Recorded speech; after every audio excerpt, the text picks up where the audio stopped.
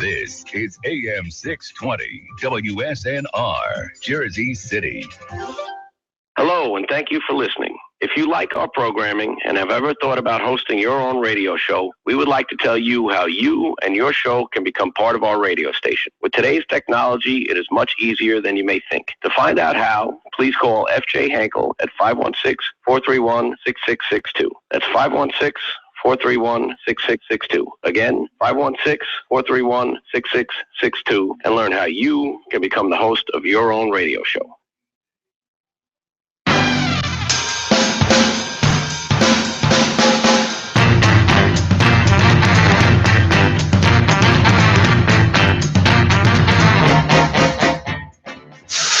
Hello, everybody, and okay, so I know this is usually the Just Enough Heshy show, but Heshy had a wedding, or he said he did, and just took a vacation. Nobody likes him enough to invite him to a wedding. I don't believe that.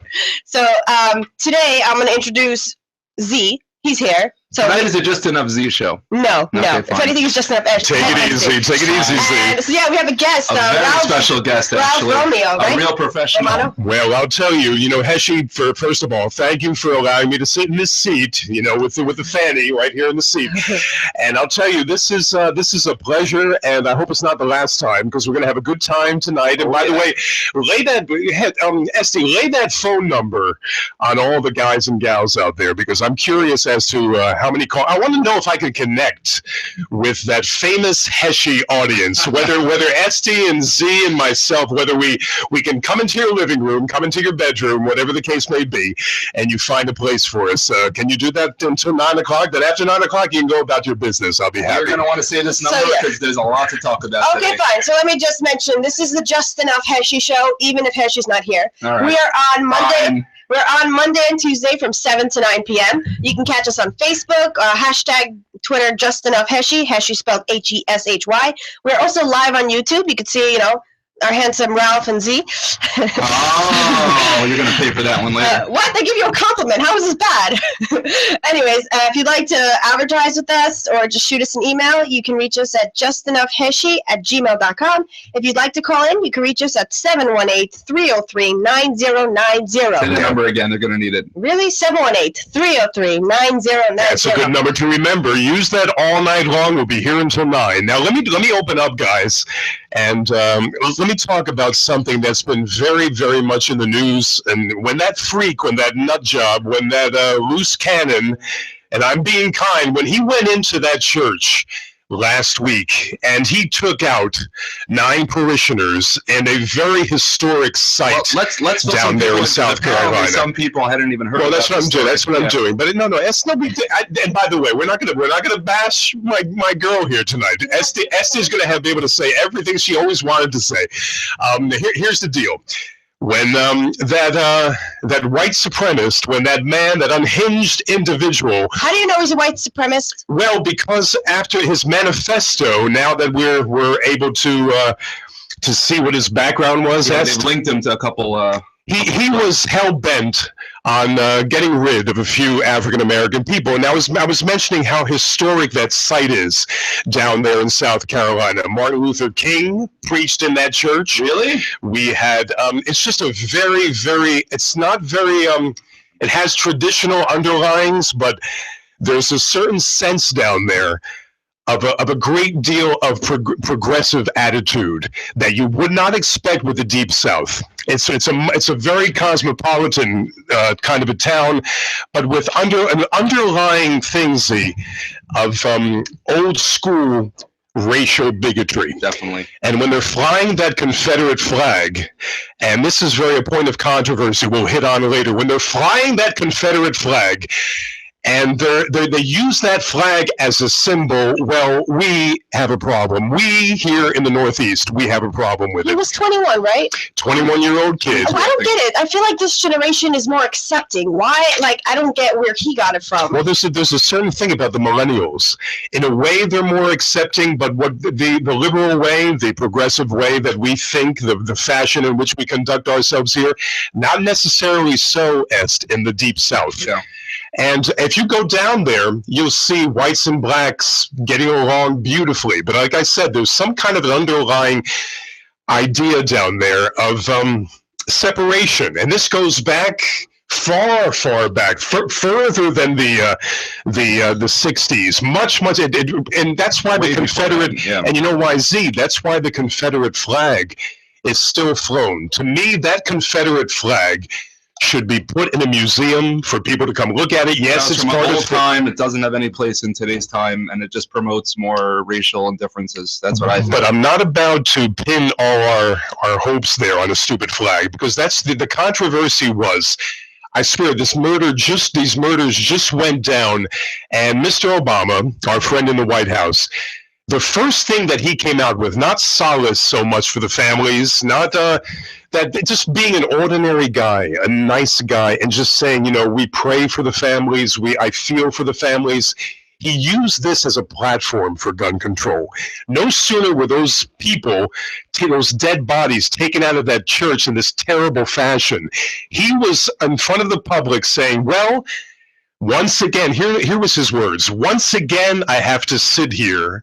Once again, I have to talk about guns. There are too many people, I'm quoting, too many people getting far too many guns in this country. And we all saw that coming. And also, every tragedy that happens, politicians use it to their advantage. Like, they don't actually care. You're right. It's a political football. And I just asked the president, can we see some humanity? Can we leave the politics till at least the bodies are cold? I hate to be so graphic, but the incident just went down, and you're on the horn. And all the political candidates, that was like basically like the jackpot. They all had a perfect opportunity to go down there and to try to, you know, piggyback this event onto their campaign, onto what their stances are, and it was basically like it turned into like a hotbed of political campaigning before the funeral even happened. Like it was our buddy Holder said, never let a tragedy go by without taking advantage. Meaning, like, don't let your agenda be surpassed without taking advantage. In this case, 9 deaths. Now, let me talk about humanity. Let me talk about how terrible this was. Now, you're talking about people participating in a prayer meeting. They call it a Bible study. That's not what they call it. It's actually a prayer meeting. It's between services. From what I understand, I think there were 9 or 10 people, 11 people there. A young child was able to, quote unquote, play dead, and a very, very bright kid. And he was saved. But he wasn't shot at all. I don't think so. I'm not sure of the particulars with that, Est, but this one kid survived. And also, this kid made his way into this church and sat in the pew and sat there for 1 hour premeditating what he was about to do. That's what a lot of people don't know. He didn't just barge in and start shooting. He was literally just sitting there, which to me adds like a whole new level, because he saw these people. You know, you had usually he saw their expression. He got to know them. It's not they were strangers. Exactly. How could he connect with them and then bam, like just shoot them? Somebody that you're watching them interact is just regular people, and then knowing that you're going to murder them in an hour. To me, that's just like a whole. It's a whole. He actually said, "I had second thoughts about doing what I was going to do, because I just saw these people's nature, very fine people, now ranging from 87." Now think about this, an 87-year-old person, and I think this kid was 9 years old. You had all ages. I went down the line with the ages on my program. There were 21-year-old there, 50-some-odd-year-old people there in their 60s, but more or less just engaging in prayer meeting. And this lunatic, this maniac, this white devil, and by the way, I have to mention that if you want to stamp out all racism, well, you're climbing up the wrong tree. It will never, ever happen. So when you call at, what's the phone number here, 718-303-9090? 718-303-9090. When you call, don't give me generalities. Don't talk to me about it's my fault because I'm white. And Z is white and SD is white. Yeah. Somehow we're responsible for this. No, so we were talking outside how it's very difficult to be white, straight, and male, even though I'm female. I'm guilty of all three. Right, because you got to be careful what you say to every race. Like I one time asked someone like, "Oh, are you Chinese?" And she's like, "What? No, I'm Asian." She got so insulted. I didn't know. I was like, I don't know how old. Well, so then also if someone's like gay and you just say the wrong thing, and then women, you say the wrong thing. So I have one less, but like it's so difficult. We're persecuted these days. It's difficult to be white. Everyone walks on eggshells because you don't want to offend anybody. You don't want to say the wrong thing. It is easy being black these days. No, they think it's so Chinese people, and it's like, oh, we're oppressed too, so you can't take it personally. Let's lay it on the line. Now, let's understand this. What I'm saying is that personal responsibility, folks. This man, this nut job, this guy who had the screw loose, and I'm being kind, by the way, and I guarantee there were psychotropic drugs involved. Now, I heard that he was on a drug in which you withdraw from heroin. So this drug, if anybody's been on this drug, I don't know the name of the drug, give us a buzz, 718-303-9090. Tell us about this drug, what effect it has on the, we can look it up right now. Between the ears, I'd like to know. But I'll tell you what, this young man, his name was Dylan, I'll say it one time, because partly the reason why these cats do what they do is for the fame, to be infamous after the fact. This lowlife is nothing in society. Now we know his ridiculous name. I'll say it once, Dylan Roof. That's why so many people join ISIS, because they feel insignificant. Of course. You know, I don't know if this is like racist or what. I have to be careful. I think that's the reason why people join the gay movement. Also, I met a guy who I didn't think was gay. He joined because his friends were, wanted to fit in, and it gave him like, oh, I'm gay. It gave him like a spot, a place where gay on Monday, straight on Tuesday. It's not by the way, I wanted to mention two shows that describe politics so well. Yeah. House of Cards.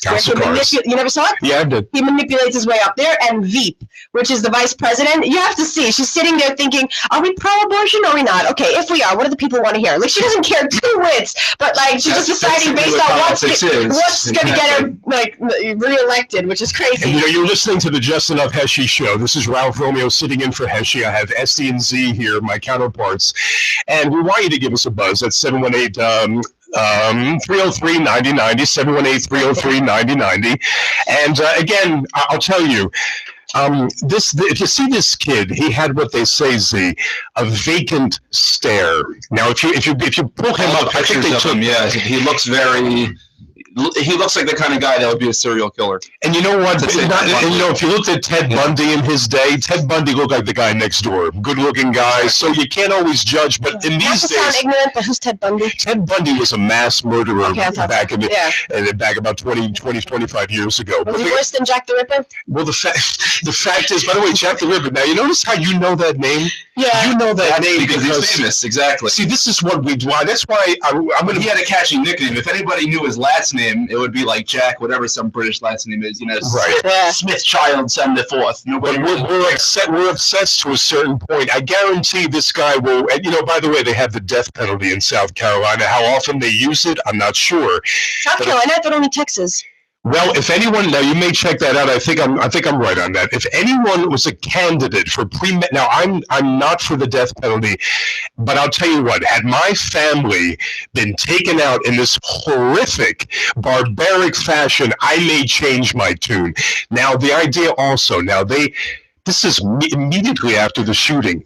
They forgave, when they had a hearing, the family members sat there, ZSD. They forgave these, they said in their comments, we forgive you. We want your soul to be saved. They don't think that he should be punished, but they forgive what he did as being a troubled person. And they're saying he should go free. Don't confuse that, because that's what it might sound like. Because they were good people. They were good Christians, exactly. was it? As Christians, they said, this is your Christian brother, Ralphie, talking, because I'll tell you what it is. I could not. In fact, I'm not so sure it's healthy to forgive someone at that point. Maybe that's what they teach. Forgiveness comes later, but right after the fact, to say this rat, I forgive him, I don't think I could be so pristine. Not that quickly either. Definitely the anger. Understand what I mean? The anger is, you know, I thought the first thing that hit me about this was that the anger was justified. The anger was understandable. The anger was something that I would feel. I put myself in my place had my mother. Like, is it healthy? I'm wondering. Like, they're taught forgiveness, but is it healthy? See, to me, I want to rip his heart out, and you know, they'd have to hold me back, put me in cuffs, so I don't rip his heart out, because that's a natural thing.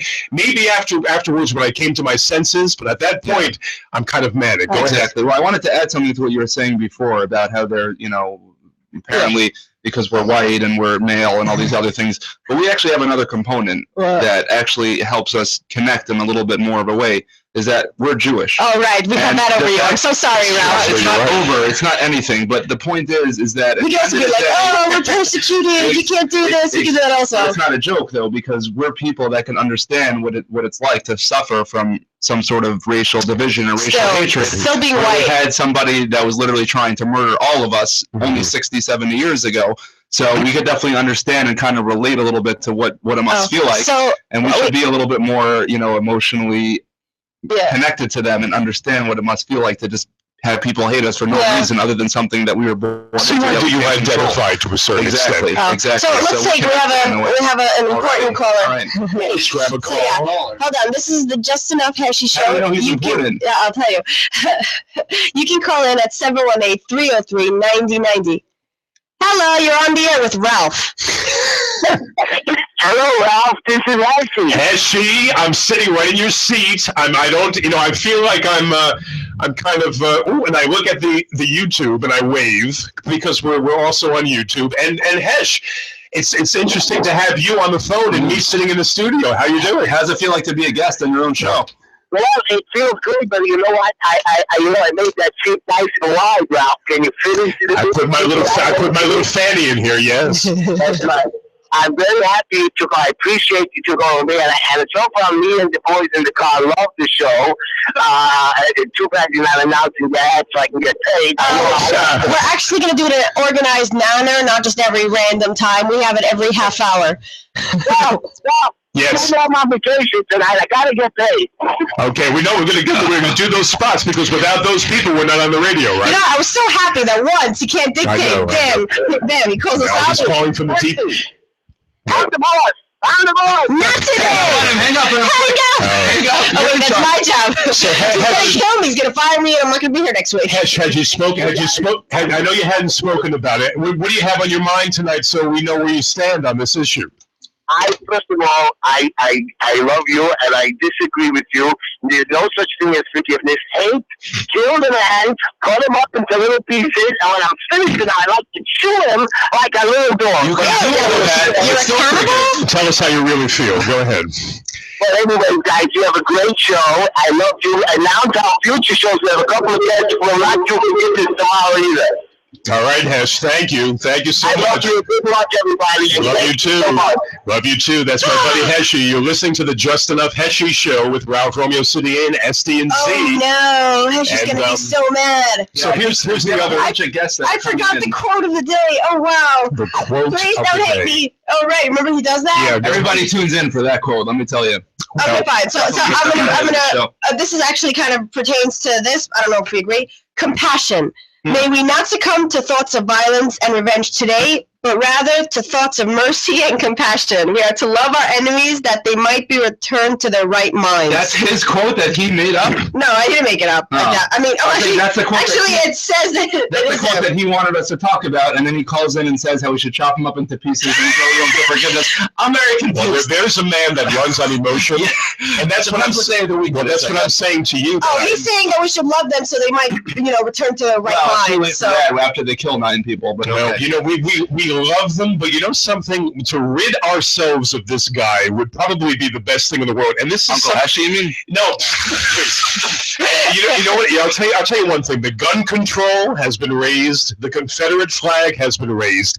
And these people, let's not forget. And by the way, there's a lot of prayer vigils being held in the state, and everyone, the whole country, is coming together on these people's behalves. And I'll tell you something. When I look at the love and the wonderful nature of people, I wonder sometimes, how do we fall into the trap of hate? How do we fall into the trap because this guy does not look like I look? So he's not from the same part of the city as I am. He's on the wrong side of the tracks. Well, therefore, I'll hate him. You know what I think? I think maybe in the previous generations, you could probably ask these kind of questions, how it all started. But for people like this, it was definitely something that was taught to him. This kid was indoctrinated, and this kid really ran with it. Now, in the beginning, the reports were that his father bought him the gun. Yeah, which is totally not true. Which would be totally. Is his father also what's it called? I don't know much about his father, but I'll say that no one really kind of professes to be a white supremacist. Right. He's not. aside from their own, like being a hipster, like nobody admits to it. Like I'm not a hipster. I'm not a white supremacist like that. Aside from their own little niche, SD, they'll tell when they're among their hate group there. They're very empowered. But now at this point in time, they don't really. His father gave him the money for this 45 that he bought. And tell me something about the check, the gun check that they have to go through, the character check, the background check. Tell me how this unhinged individual got his hands on a 45. Can you tell me that at 718-303-9090? But maybe he faked it. Let's take a caller. Let's take a call. Go ahead. So, yeah. Hello, you're on the Just Enough Heshy show, but you can't talk to Heshy now. Kind of look into that gun. What's on your mind? Hey, can you hear me? Yeah. Hey, what's happening, Chris? Hey, Ralph, how you doing? I'm doing all right. What's going on? Say hello to SD and Z. SD and Z, you guys are great. See, thanks for getting me on the line, Ralph. You're great. You guys are great. And Heshy is so funny, by the way. You know, you guys are funny like it smells funny, or funny like a clown funny? Both, all around. He's a great guy. I met you guys, by the way, at Ralph's show. It was a couple of months back. Anyway, just you guys are on a pretty morbid topic that's hard to get around, obviously. But, you know, it's great to see that love and compassion can overcome these things. And no, I wouldn't just go throwing around forgiveness right away in this situation. Of course. Well, Chris, let me say to you now hear this. Now the president comes out with his ill-advised remarks. And then we had the folks, the loved ones of these unfortunate souls. Immediately, Chris, this is something that I cannot identify with. Immediately, almost overnight, they professed to forgive this rat. And I'm not saying now, folks, I don't want to say that I don't agree with eventually the heart turns warm and you understand. And in order for these people to go on with their lives, they have to forgive. But right after the fact, I question that. I question the health, the mental health of that kind of a thing. Go ahead. Well, I agree. You know, when you talk about, by the way, I don't want to get to the whole religious topic, but when you talk about the grace of God, that is just something that transcends everything. However, you know, biblically speaking, whether it be in the Old Testament or the New Testament, it speaks about repentance. So I think that needs to be looked at, number one, obviously, along the lines. And then, of course, people forgiving, but you don't want to soft soap it. And then the president coming in, he's ridiculous, okay? And like you said, even Bill Clinton, as much as a snake oil salesman as he was at times, he sounded like he had more compassion. You know, I don't want to bring this into a political thing, but the more I look at it, the more I'm going to vote for a guy like Trump. I'm telling you right now. Do you know that Chris, do you know that Trump's a windbag? Do you understand that what he's doing is just drawing attention to himself? Do you know that man will pull out when the going gets tough? I think he has enough people behind him now. And he wants Oprah Winfrey as a vice president? Well, when he gives you Oprah as a vice president, that's a brilliant move. You can have her. Welcome right away. Boom. Oh, yeah. And she's wow. That'll be perfect. Go ahead. At least Trump calls it like he sees it, even if he's full of it. Yes. He's a guy that takes action. Full of it. Well, he speaks in generalities, Chris. He speaks in feel-good terms. He comes on the air saying things that we all want to say, but when it comes down to taking abuse that you have to take in the political arena these days, he's got too thin of a skin. He cannot take it. How do you know? I just know his personality. He wants to sue everyone. Yeah. Do you know the hardcore nature of the political field these days? I mean, you have to go in there and just pop these guys right. He's used to always being on top. He can't control, and he's not used to having people kind of The reason I'm pro him is he reminds me of Bloomberg a lot because he's a businessman. He does need the money, but the thing is, Bloomberg wasn't as arrogant. That's the difference. Are you buying? No, but he's a good businessman, so that's what the country needs. On that. All right. I agree with Esty on that, and I think that both of them, Bloomberg came in was worth about $8 billion, left office he was worth about $30 billion. So even if Trump comes in and he's going to make money off it, they all do. Yeah. And I am so fatigued by Obama now. Even if just go back on anybody looks good. It's the best thing that happened to the Republican Party was Obama. Anybody ready to just jump ship. Nice. Anyone will be head and shoulders over Obama. But you know something. any president these days has got their work cut out for them, because I'll tell you that anything they do is scrutinized. You can't do anything, and to a certain extent, the belly of power. Esty, if you want to be president of the United States, you have to sell out. Yeah. You have to buy in and sell out. You have to get bought and sold by all these folks. Chris, thanks for the call. Chris, I appreciate it. Go ahead. Quick thing before you get off the air. I just want to tell you guys too. By the way, I don't usually get too much into politics, but you guys are great. I enjoy your show, and you guys think a lot like we do. Esty and you other guy there, and Heshy, you guys are great. And Ralph, I'll talk to you soon. God bless you guys. Thank you. Thanks. It's funny that he mentioned Trump, because I actually wanted to add something about that I happen to be a big fan of Trump and his ideals. I think he has your personality, by the way. Yeah, very much so. But I don't think that he has any political experience. And He's just doing it for the fame. No, but I'm saying I don't think you can just go from literally having no political experience to being president. There has to be an intermediary. No, maybe he's not going to do things regularly because he doesn't know what the regular is. Maybe he'll be outside the box. You want somebody who at least has a little experience, maybe being a mayor, maybe being, I have no idea. But generally, when this thing was set up, Z, it was supposed to be the ordinary Joe, the guy who was an intelligence person, the everyman. It wasn't supposed to be a professional politician. You would know more than me, but has somebody like that in the past actually won an election without any political experience? Actually, no. But the guys that I remember, Herman Cain, who was a businessman, until he did some weird things with women. Until that point in time, H. Ross Perot came in and he destroyed the whole Republican Party because he came in and he said, "I'm H. Ross Perot." And by the way, with Ross Perot, that was pretty good, by the way. Points for that. He destroyed the Republican Party. He ran. I think he ran as an independent that year. And was that 92? That I don't know. I think so. Clinton slid in. He's always there. But the thing is with Trump is that, when we're so starved for leadership, when we want our leaders to be leaders, and we hear a guy like Trump telling it like it is, quote unquote, we're drawn to him like honey, fly to honey. We want that. But when it comes down to it, all these platitudes don't really do us any good. Can he do the job? Right. He doesn't have experience. What you pointed out, no experience whatsoever.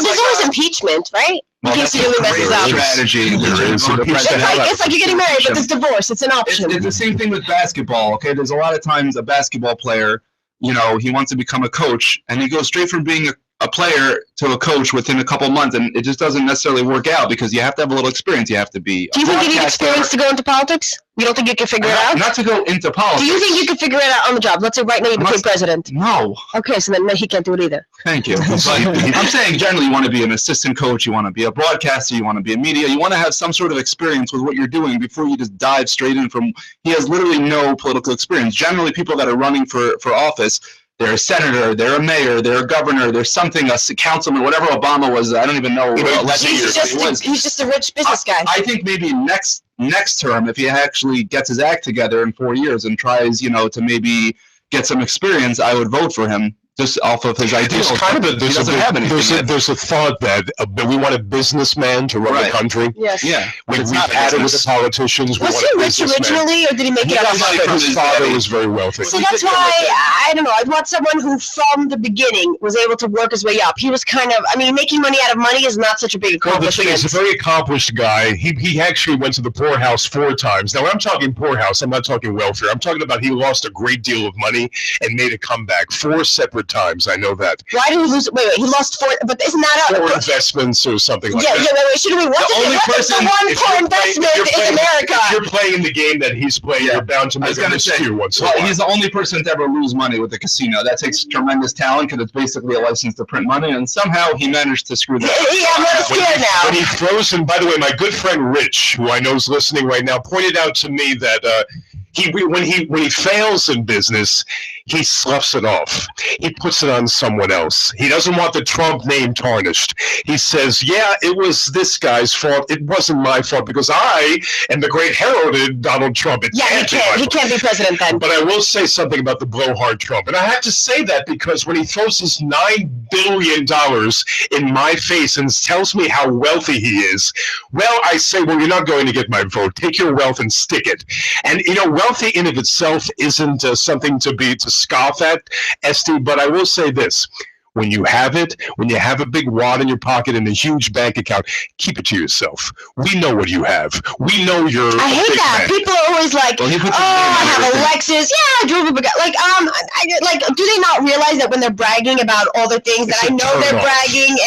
Do they not realize it? Do you ever have a guy come up to you and flash a wad and say, "Hey, look at this. Let me pay for your dinner," and he pulls out a few. By the way, that's why I say the way to tell if someone's rich is if their dollar bills are on top and the hundreds are on bottom. If you have hundreds on top, then you're just trying to show he has like 200s and the rest is all dollars versus $1 and hundreds on the bottom. It's to call it like a sailor's roll. So yeah, I think it's time for the commercials. She's gonna blow a few. No, every half hour I'm gonna be organized. He's not here. He can't throw me off. It's brilliant. And by the way, when 9 o'clock comes around, dial these numbers to make us look good. Go ahead. So yeah, we have the Black Label electronic cigarettes. You can go to blpremiumesig.com or call Mikey at 561-239-5941. Sarah Shapiro Halberstam. She does psychotherapy, couples counseling. You can get her at sarah@mytherapist.info or call her at 1-800-973-0323, extension 709. Mr. Clean's Dry Cleaning, free pickup and drop-off. And if you mention the Just Enough Heshy Show, you get 25% off your order. And you can reach him at mrcleandelivers@gmail.com or call him at 347-369-3051. We have Green Line Building Solutions. They do asbestos and lead inspection, DOB, HBD, code compliance, violations, permits, and plans, preventative maintenance. They lift stop work orders, and they do free consultation, and they care. You can call them at 718-871-0382. Again, this is the Just Enough Heshy Show. We're on Monday and Tuesday from 7 to 9 p.m. You can get us on Facebook, Twitter, and we're live on YouTube. Just type in Just Enough Heshy. You can advertise with us or send us an email at justenoughheshy@gmail.com. You can call in at 718-303-9090. And tomorrow, June 23rd, we're going to have Rabbi Mizrahi on Tuesday night. Yeah. And on Monday, June 29th, we have Cantor Susan Bernstein. I don't really know these people, but the spiritual leader. A spiritual leader from Borough Park Congregation. Okay. All right. I don't know specifically what that means. But she sounds let's take a phone call, yeah? Yeah, sure. I forgot which number. Which one was... Oh, okay, fine. Yes. Hello, you're on the air, but not with Uncle Heshy. Okay, I'm a first-time caller. Oh, thanks for calling. What's your name? Okay, my name is Linda. Hi, Linda. Are you a first-time listener also? A first-time listener also, yes. Linda, I know who you are, Linda. I know who you are. I have your one and only right over my shoulder here. How are you, Linda? What's on your mind? I'm doing good. If you're still talking about Donald Trump, I just want to give it a opinion. We bounce back and forth. I agree. I totally agree with what you were saying about him. I feel he's a clown, and I feel that he will drop out. He will. When does he have to disclose his finances? You know how it is when you want the political office, they want to know everything. I mean, you're in a glass house now, and everything gets exposed. He doesn't want that, Donald Trump, and he will drop it. I will tell you, this is a publicity stunt of the highest order. He's done it before, and he knows this. He hasn't declared, but he's been right on the. His name was always thrown around. Linda is absolutely. You couldn't be more right. The only other thing I wanted to say, maybe your listeners take this into consideration, that either Hillary or I believe his first name is Bernie Sanders from Vermont. By the way, Bernie Sanders is gaining traction. He's gaining traction. He's on the far left. But you know something about Sanders, Linda? I actually appreciate him because he sticks with his principles. Oh, yes, he does. When you have a person like Hillary who's a chameleon who wavers at every turn. Yes and no. Listen, either one. I think Hillary, I just feel, I wouldn't just vote for just because she's a woman, but I feel that, come on. I mean, we should have a women's president by now. Yes, but as long as you agree with her ideas, not just because she's hold on. If Hillary becomes president, it's going to make all women look bad. I don't know how she's done so many. Because do you know how many transgressions she had with the emails? She's done so many things, and they just let it go. What is that? Who let anything go? I don't think that they let her. She is not. What happened with her husband? They certainly didn't let that go. But anyway, let me ask you, Linda. Had the election were held this evening, would you vote for Hillary as we stand right now? Over Bernie? If you had a Hillary Bush ticket, where would you? Oh, Hillary Bush? You mean Jeff? Oh, Hillary in a heartbeat. Okay. In a heartbeat. So if we're New Yorkers at heart. We have to stick together. New Yorkers, California. We're not like the mid. Put it in your head. No matter what you are, this is my feeling. It's only my opinion now. No matter what you are, no matter what your nationality, no matter what your race. When you're from New York, you're not like the New Jersey or the tri-state area. You're like the rest of the country. They hate us. We do think we're special, don't we? Well, no, I don't mean that. Our way of thinking. Look at what you were talking about before. You were talking about that nut, that kid that was taught hate. We don't teach our children hate. Everyone I know, we don't teach them in that way. So when you come from here, they're waving a Confederate flag, sure, you're teaching your child hate. Well, last I checked, there were plenty of serial killers and other nut jobs that started out in New York. I could start naming. Oh, yeah, I'm sure. I'm generally. I'm not saying every New Yorker is great. Come on, you know I'm not saying that. I'm just trying to say, generally speaking, we're accepting. We're accepting. Yeah. When you could be a nut walking around the streets on Bay Parkway right now. What do I know? I'm sure there are plenty. I'm sure there are. I don't know them. I'm just saying, we sort of teach acceptance because no matter where we look, we realize that there are people different from us, but their values might be exactly the same. Everyone wants to Let me ask you a question, Linda. Sure. On guns. Now, if you have 30 some odd million people in this country, and you have, let's say 1%, 3 million have guns, and if the average Joe has a gun and everybody's packing, how do you feel about all these folks who have arsenals? In other words, one gun in the bureau to protect the family isn't good enough. They have to have 10 guns. They have to have 20 guns. In fact, they find their masculinity. No. Zombie apocalypse. We need that. I'll tell you how I feel about it. From what I know, I don't own a gun, but from what I know, New York laws, and I don't know a lot, are supposed to be pretty strict. That's not working out. I feel that it doesn't work if you could go into another state, buy a gun, and come back. Yeah. I feel that it shouldn't be state by state. It should be one law. Yeah. And the whole country, all the states have to go by that. Well, there's also a law in South Carolina. You can't have a gun in church. How did that work out? That's another issue. That's actually another issue. Yeah. But you want to know something? The criminals don't follow the laws, so you can make all the laws. No. But you want to keep the guns. Right. It is counterproductive to say exactly one state yes, one state no, because I want to buy it. Do you know something, Linda? Do you know something? I love Bloomberg for that because Bloomberg is going to take his. I'm not crazy about everything he did, but he was going to take his own money. I mean, you know him. He didn't even have get a pay when he. I sort of like Bloomberg now that I'm thinking of it. You know, there's certain times. I miss him. Believe me. There's certain times when we pine for Bloomberg now that we have de Blasio. I know.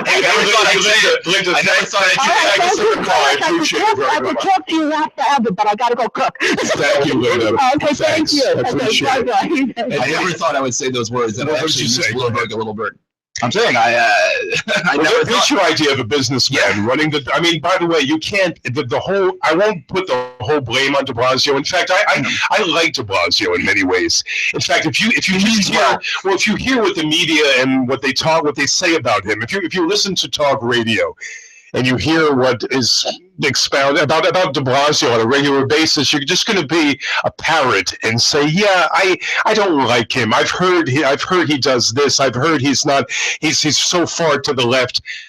Give the man a chance. Let's see what the man can do. In fact, when you had Bloomberg in there, you said, "Well, we have a wealthy man he's trying to run our lives with a soda ban. He's trying to be right in our bedrooms with everything that he does." The most difficult job in the entire country next to the president is probably the mayor of New York. Probably. And, you're so highly scrutinized at every turn, it's very, very difficult. Let me talk about the whole gun control thing. Because it's really, now, Z, from what you've talked about and just from your attitude here, How do you stand? I mean, what should the process be? I have a criminal record, for instance. I don't. I'm just giving you a hypothetical. I have a criminal record on my hands. I walk in. They do a background check. They find out that I have a criminal record. Should I have that gun? Absolutely I have not. a mental history. I've been in a psych ward. But this guy didn't have a mental history, and he didn't have a record. So how? But should I get a gun? Now they do a check on the internet, right. online. Right. Now this guy had. But it's all fluff, because at the end of the day, you could have the worst criminal record, and you could just get somebody who doesn't to buy you the gun. It's not. Can't you just use knives also? Like, why is it guns? Like, Just stab the guy. Well, stabbing doesn't really. They could be one of those ninja people with tons of like swords. That is a very good point. It's unlikely. Well, you know, You can kill people a lot faster with a gun from a Or poisonous gas. Like you can make a homemade bomb. Like what?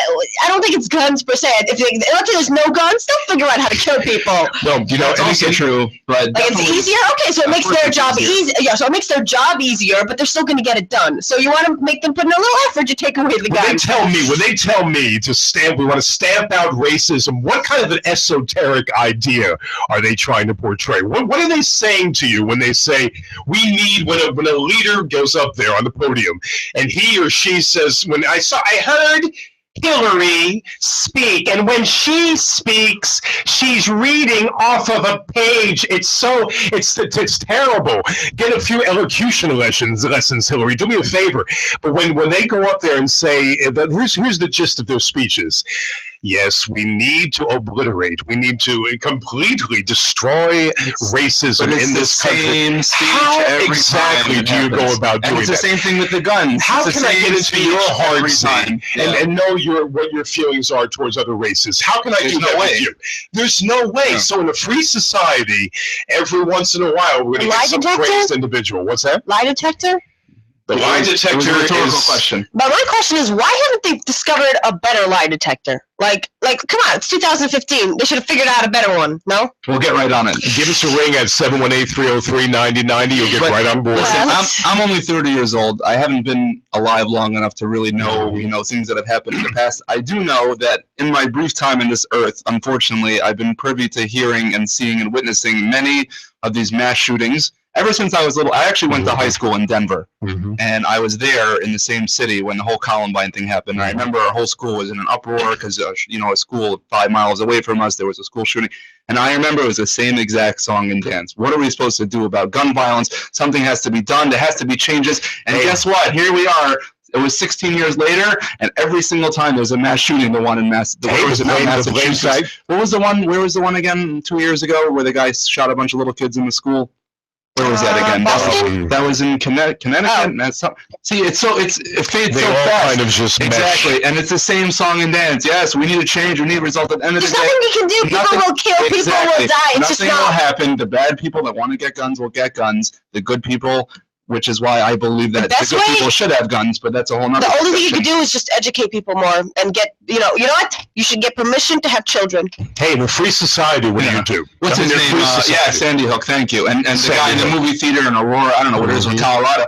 Ironically, Colorado is one of the most liberal, progressive states, and there's been plenty of mass shootings there. So it's not all tied necessarily to Southern ideology.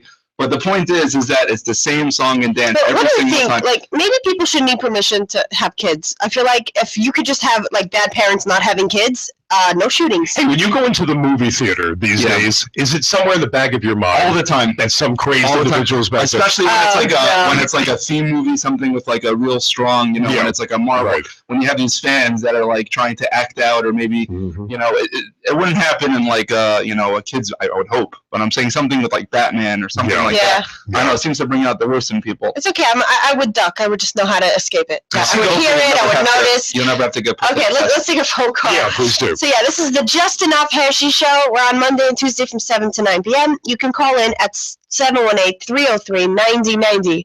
Hello, you're on the air with Romeo. Hello? Hi, what's your name? June. Hi, June, you said? Yes. Hi, June. What's on your mind? Every day I put the news on, hear shootings in Brooklyn and Bronx. Every day. Every single day you hear about a shooting. 20, 30 people this weekend alone. What's the answer, June? Stop it. And also, about the shooting in South Carolina. I think it was a terrible thing to shoot innocent people. But if you look at who does all the muggings and rapings in New York City and who's in all the prisons... Turn your radio down. Yeah, we're having a hard time hearing you. Turn your radio down, June. Just listen to your phone. If you look at New York City, you see all the muggings and rapings and who's in all the prisons, and there you are. Well, are you going to compare that to this nut that walks in? No, he did a terrible thing. He did a terrible thing. He hates Jews, too. I bet. Hey, let me tell you something. The hate, when they label it a hate crime, June, what exactly is your definition of a hate crime? Go ahead. Let me see if you have a satisfactory definition for a hate crime. What exactly is a hate crime? He hates anyone that's not white. That's different than him. Go ahead. And he hates Jews, and he hates blacks, and he hates Indians and Puerto Ricans, and he's white trash. Basically, the shooting was motivated by race. You know what I noticed? Everybody hates everyone. Like, I'm not a racist. I hate everybody equally. That's my philosophy. I'm like, I don't discriminate. I hate everyone. All the crime that goes on in New York City. Yep. Like, who threw that woman into the subway? Yep. And who bashed the Chinese girl in the head with a bottle? You heard about that, right? Do you make sure that you look both all behind you and to your right and left when you stand on the platform? I don't take the train. Oh, you don't take it? You're too highfalutin to take the train. I got you, June. Or she's afraid of getting shot. No, June, I don't blame you. But let me ask you one more question before I let you go. When a guy comes in there in a church, in a place of prayer where you're supposed to be, it should be off limits. Exactly. Sanctuary. It should be a sanctuary. It should be a place where you could go in there and just relax and praise your God. Yeah. Should we get to the point in this country to get away from all of these terrible things that happen on a regular basis? Should we have armed guards outside of a church? Should we have in a synagogue? Should we have the guards there? Should we have metal detectors? Yep. What should we do, June, in a place of worship? Yep. It's coming to that. I don't know. It's true. Coming to that. Do you have any ideas? What would you, if you said? No, I don't know. Okay, thanks for the call. I appreciate it. Well, to her point, a lot of people don't know this because it was so washed away by this South Carolina story.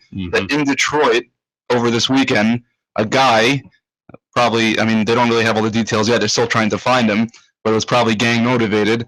Shot up a birthday party full of children and wounded 11 people. Thank God most of them didn't get killed. I think 2 people were killed, 11 people. Why? Kids? And again, at the end of the day, while I believe that, you know, a church should be a sanctuary and it adds a certain level of you know, I don't know what the word is, but terribleness or, you know, it just seems wrong to shoot up a church because it's supposed to be a place of religious peace where you don't have to worry about these things. Can we really say that a child's birthday party shouldn't kind of have that same aura of like, wow, this is kids just really in general? Like, you have to be really, really messed up to want to kill kids. And on that note, as much as we say that it's terrible that these 9 people got shot in a church, if you would calculate all the innocent children, again, these people were targeted, but we're talking about innocent children that got caught in gang crossfire and this and that around the country. The numbers are much more than these 9 people, and it seems to be that people are much happier to jump on top of this whole, you know, there's racial shit. It's raising our consciousness. But I will tell you one thing. It's not such a big problem. It happens once every. When was the last time there was some sort of shooting? I can't be as cold as to say that, and I'm not saying that you are, you know, knowingly being this. Oh, they're terrible. But what I'm saying is something like this. Think of this heinous act. Think about sitting there for an hour with these folks and watching everything that's going on, and then pulling the gun out and just blowing them away, and then reloading and doing it 5 times. I don't know if you know, there was a incident in Israel about a year ago, maybe 7-8 months ago in Hanover. Are you familiar with that at all? But what happened? It was all over the news, but there was also very similar in that the terrorists came into a synagogue during prayer while everyone was in prayer, literally like wrapped in a prayer shawl and unaware of the surroundings. 2 of them came in with axes and they murdered. There was no cell phone service because they didn't want like phones, you know, disturbing the prayer. You didn't hear about this? There was one kid who snuck out and he got help. But yeah, but they literally, and this is no guns, because gun control, thank God, in Israel, it's very hard for non-soldiers to get guns. But like we said, we could take away the guns. If there's hate in your heart, they'll find a way to do it. And they hacked up I think it was 6, 7 nobody people. can defend themselves, a chair, something. Well, some people were able to, thank God, only 6, 7 people, but they came in with axes and they killed people in the middle of prayer. They Is the answer to have everybody packing? I don't know. There's no answer. In Israel, you should know that these things generally don't happen very often, because there's usually plenty of people and soldiers around. When the bad guy knows that the good guy may have a gun, I can understand. Now we have. Let me throw this at you. We have a guy named. We have a couple of fugitives. What's that? Go ahead. I was going to take some calls. Yeah, please. Yeah. We have calls. Sure. Okay, so this is the Just Enough Heshy show. Even though Heshy's not here, you can call in at 718-303-9090. Hello, you're on the air with Ralph. Well, I first have to say this is a situation that makes one, if they're a human being in any way, very, very, very sad. It is not the way that a civilized society should have to think about any of this kind of stuff. But the reality is, first of all, a gun is so easy. I remember back you were talking about why guns, why not use knives. That's when you use a knife, it is a very personal right. situation all of a sudden. You have to look that person in the face. You have to see their expression. You have to hear their sounds. It's more difficult. You have to feel their body giving way under your onslaught. So it's a different thing with a gun. But this guy sitting in God's house, contemplating what he did, there's no understanding of this. Do you know, Patty, what we do in this case? We call him a monster. They're not human. They're not. Here's what we do. We make it very simple. We say here's the things that I've heard bandied about. He's sick. He's a monster. He's not one of us. Let me tell you something.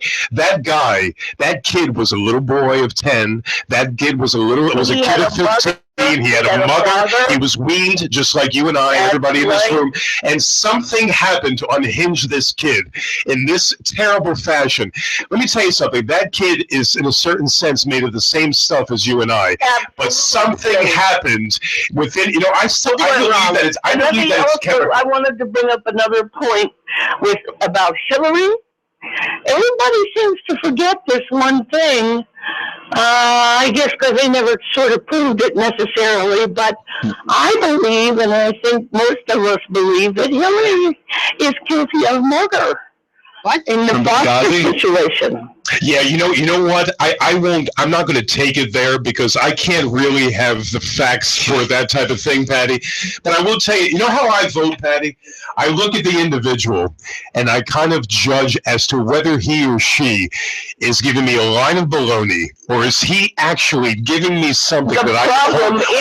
They're all giving us a line of baloney. Well, again, like I said, the definition of a politician is kind of he just puts salve on the wounds. He'll tell you what he thinks you want to hear. Exactly. Yeah, I mean, that's all politicians. That's so beautiful. But still, to play the game, you have to have a certain savvy in that arena. But I'll tell you one thing, Patty. When I look at Hillary, when I see her, now my friend Norman and a couple of the other folks will disagree, I just see a charlatan. Absolutely. I just see someone who's blowing smoke right at my rear end. And I can see it. And I don't. An ugly woman. Well, let's not. You know the thing about. I think she's a bit over the hill in this sense. In 2008, until Mr. Obama came out of nowhere, Patty. Yeah. He came out of nowhere. And he had no experience. So that was his. That was her. Paid for. That was her year, 2008. And she has nothing to offer now. And besides, her husband. Well, she's riding the Clinton name. Yeah. And you tell me, Patty. Tell me that this country only has Bush, Clinton, the monarchy of Bush, Clinton, Bush, Clinton. Is that all we have to offer here? What happened to these other choices? I hope that's a very valid point. I hope somebody jumps out from somewhere I mean, So maybe far, the it's all guy kind from of- Vermont. yeah. Maybe Well, my guy is Rand Paul. And the reason why my guy is Rand Paul is because he wants government as far away as possible. Right. And is he perfect? No. Is he the lesser of all the evils? Probably. But he wants to take government out of my life. And also, he has a great tax idea of a flat tax. I think it should be a fair tax. Patty, when the average Joe can't fill out a tax form when come April, when he has to be panic and go for help, there's something screwed up in this system. I mean, that's the understatement of the year. When a guy can't fill it out. Fill a tax form when they can't read. Good That would also help. point. Hey, I don't know how to fill out a tax form. I can read. But Well, when it comes time to pay taxes, you'll figure it out. No, I'm this sorry, is called the the dumbing government- down no, of America. Go ahead. True, but the government should be paying for. You want the money? You figure out how to get it. I have to figure out my taxes. Yes. Excuse I me? want Uncle Sam out of my life. Ah, I want him to stop breathing down my neck. Well, Can I ask you a question? I mean, Uncle Sam is in everybody's life. Can I ask you a question, both of you? Z has a question for you. A minute ago, we were talking about how we want to have super, super tough gun control laws, but at the same time, we also want the government totally out of our lives. Where's the balance in those statements? I'm trying to It doesn't understand. work. Which one is it going to be? Because we can't have it both ways. Go We ahead, can't Pat. pick Go and ahead, choose Patty. Go which ahead. ones we want the government to be and which one not. It doesn't work either way because if you want gun control, then the government is in your life. Exactly. But that's what I'm saying. So which And There are certain it is things- our right to arm ourselves. right? If you notice, if they take guns away from people, we'll have a plethora of crime. You wouldn't Well, believe. the facts speak for themselves. Every city that has the highest level of gun control also has the highest level of crime. And it's a fact for like the last 50 years. There's no Does it not bother you in some sense that the guy next to you, as innocent as he may be like who's the guy, the subway killer? Bernie, who's Bernie? Oh, yeah, that guy on the subway. The most innocuous person, the guy who looks like Woody Allen standing Right. next to you, can have an arsenal in his back pocket. I have a problem with that. You're a New Yorker. You have to know his name. Come on, he's Prefer famous. he gets. Yes, there you go. But I will tell. I want no computer here. But I will tell. Only Z has that. But I will tell you, Patty, that there are certain things that government can do for us, and certain things they have no business whatsoever having their sticky fingers in my pocket. Now, when you're talking about gun control, it's more stringent gun control. Yes, I want it to be so difficult for a person to go into. You know, they buy the guns at Walmart. Yeah, I saw a pink gun there. I was gonna buy it just because it was pink. Like, oh, pink gun. Walmart and buy it. Yeah, I'm gonna go to Walmart to buy a gun. Like, can I have this huge missile? Yes, please. Over the counter, please. I want my oxycodone and I want a couple of guns. Go ahead. Go ahead. Yeah. And like you were saying, you think this Put them all in the same is bag. a psychotropic drug? Yeah. Yeah. Oh, so Well, I you know, wanted to Patty, if you look into the backgrounds and the SD and Z, if you look into every single one of these unhinged people, they are on Paxil, they're on Zoloft, kind of stuff. In almost every case, and let me tell you something. There's something when I said that guy, that freak, has made of the same blood and sweat as I am. There's something there's something deranged. His wiring is a little bit messed up. Chemistry. There's something very physical. I'm Well, talking the about very physical in his brain. industry is pumping these pills into. You know what? Even in your drinking water, yeah. it's in your drinking water. You can't get out of it. We're all. Did you ever see that play? Did you ever see that play? Don't drink the water. No, I didn't, but I sure would like to. It's going way up. It's a play that I did years ago. But it's funny. The water supply is a whole show in of itself. In fact, when you catch me on Sirius and you catch me on the other station, we're going to talk about that. Hey, Patty, thank you for the call, sweetheart. Thank you very much. I appreciate it. Oh, Anybody else? By the way, no, I just don't think we'll have time. But I wanted to say, the more you try to protect people, the more you end up controlling them. So it's really our choice. Either we get protected more, or and we get control, or vice versa? There has to be logic involved. You're listening to Just Enough Hesh, the Just Enough Heshy show. Ralph Romeo sitting in with SD and Z. We're here till 9, so you won't go anywhere. No, you could run, and we're going to hit the top of the hour in about a minute and a half. That's the time you go out to get your I know I'm nosh. supposed to know this, but I don't know if I'm supposed to say a quote in between or Yeah, after. please do. Give it a whirl. Yeah? There's no right or wrong answer. That's true. Okay. We're in charge. Perseverance. Patience and perseverance have a magical effect before which difficulties disappear and obstacles vanish. I feel like I read that wrong. Did anybody get that? No? Give it a shot again. Okay. Patience and perseverance We have a have impatience. magical effect before which difficulties disappear and obstacles vanish. Nope. I think it's written wrong. Does any, no, I don't Can get you the get the gist? We can get the gist. We Yeah? can get the gist. Basically, be patient and perseverant, and good things will happen. By the way, what's his name? H.J. Henkel? Hey, you could have your own radio show too. It lessens the importance of us being here. If anybody can do this, Anybody has more money, get these people off the air. And by the way, the second hour was going to be jam-packed with other topics. You want to give us a buzz at 718-303-9090. 718-303-9090. Just Enough Heshy show. By the way, the drug that he was on, it's called Suboxone. What is that? And To you wean you said, off of exactly, heroin. it's supposed to be basically, like you said perfectly, to wean you off of heroin addiction. It doesn't really have any real crazy side effects. The only thing that I could think of that would be effective would be something about mood swings. But it's not really like, any antidepressant or anything like that. I'm sure they'll find as they dig deeper into the guy's past. Yeah, and find some more stuff. So yeah, so we're going to be back in about 5 minutes. Stay with us. Don't go anywhere. Yeah. The preceding program is a paid advertisement. The opinions and views expressed therein do not necessarily reflect those of AM 620 WSNR or its management. This is AM 620 WSNR, Jersey City. Hello, and thank you for listening. If you like our programming and have ever thought about hosting your own radio show, we would like to tell you how you and your show can become part of our radio station. With today's technology, it is much easier than you may think. To find out how, please call FJ Henkel at 516-431-6662. That's 516-431-6662. Again, 516-431-6662, and learn how you can become the host of your own radio show.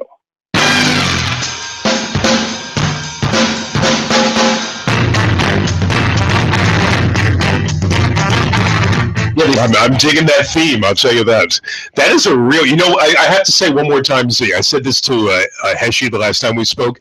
I went down the dial I was bored one evening, and I heard these people speaking with passion on the great 620, and I said, then I also heard this angelic voice, Este's voice, and I said to myself, hey, let me tune in, let me stay with these guys and these gals on this station, and I've been hooked to Just Enough Hesh on Just Enough Heshy since then. You know what's so funny? I used to hate my voice. And one of the reasons I started smoking was because my voice was like, "Hi guys, what's up?" I mean, I'm exaggerating. A little bit deeper. Nat King Cole always he said his excuse for smoking was to make his voice more sensual. Right? Yeah. And by the way, we're going to talk about our dear president able to use the N-word with complete impunity. We're going to talk about that in a minute. But first, if Hillary did that, I see the magic name on our board here. Is that our buddy there? Let's get him on the air. Yeah. Hey, Norman, what's up? Norman, our favorite. What's up? How are you, everybody? Norman, we're well. How you doing? We've been waiting for this. I'm going to pick on Z. All right. I'm only kidding. Someone. Without Heshy here, who are you going to pick on tonight? No, I'm not going to pick on anybody. You should have a contest to name Donald's do. The sweep over, the comb over, the front sweep. I call it the dead possum. The clean sweep. No, everybody that calls should have to think of the name. The dead possum. And you got to be insane. That's what it's called. It's called the Donald.